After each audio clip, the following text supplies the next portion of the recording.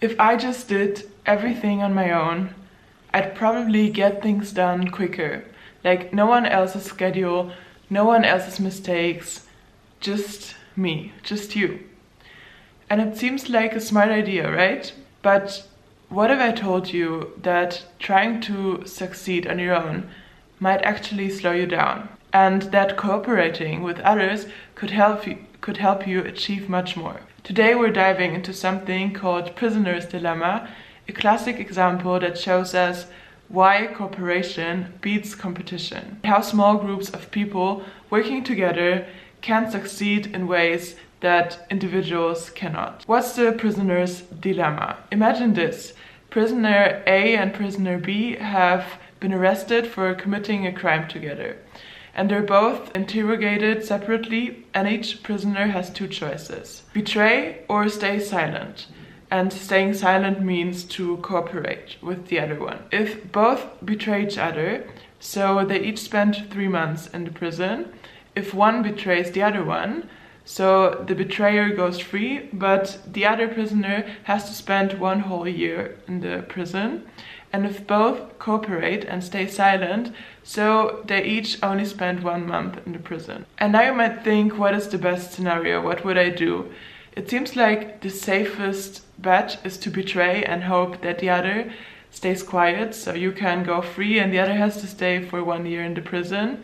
But the best outcome happens when both cooperate and trust each other. That's the tricky part. It shows us how logical, self-serving decisions don't always lead to the best outcome and result for everyone. So this prisoner dilemma, it was played through computer programs who had to make a decision in this prisoner dilemma for several times, and they didn't know how many times. These are the best strategies that researchers found out that work the best in the prisoner's dilemma.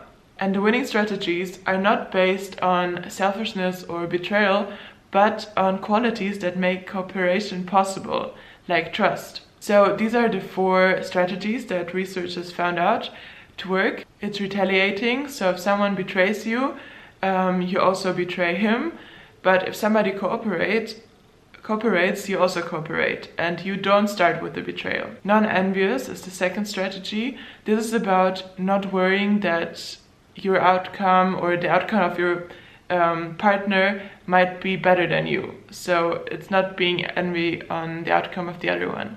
The third strategy is nice. Being nice means that you start to cooperate. And the fourth strategy is forgiving. People make mistakes. If someone betrays you once, it's important to give them a second chance if they're willing to cooperate again. Okay, so what does it mean for our real life? Just like in the prisoner's dilemma, we're constantly making decisions about whether to cooperate or to go solo in our personal and professional lives. It's easy to think that I'll get ahead faster if I just do it by myself.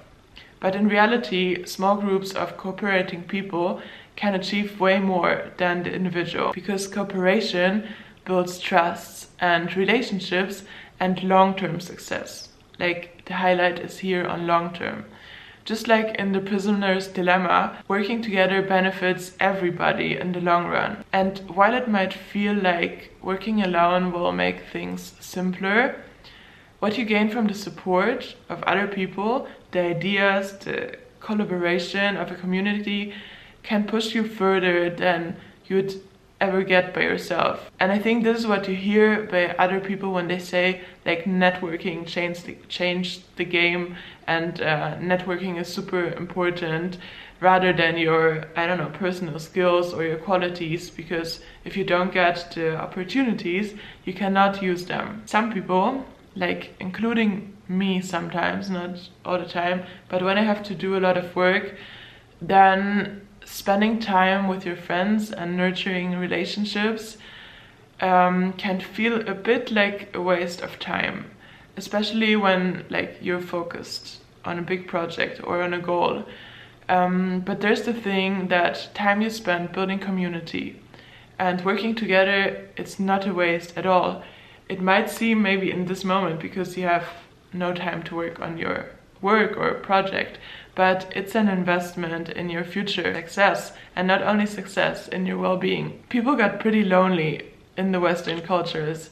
Everybody working on their own, trying to achieve their goals. We miss the factor of community, that community provides also so much emotional support. So stop viewing relationships as distractions.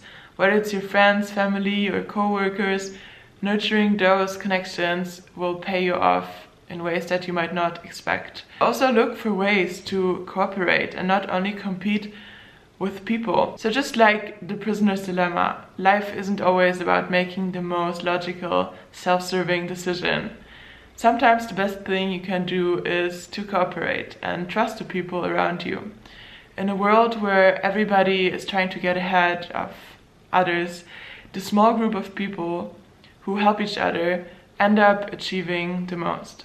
And remember also, it's not only about success. Spending time with your community, with friends and family is important for your well-being and for your soul. Text me in the comment what you think about it, and see you in the next video.